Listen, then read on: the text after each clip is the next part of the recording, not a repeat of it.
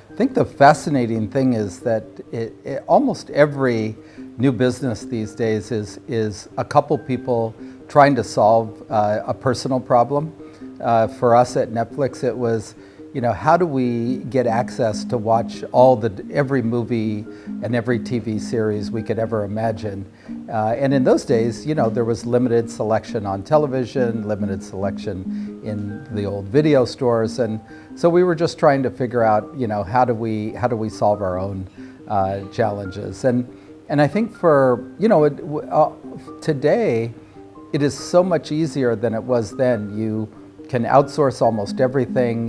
You don't need big buildings and huge employee bases. You can really just kind of have an idea which is built around solving something you think could be done better, and start a whole business that can create jobs and in a way disrupt the industry that you are in.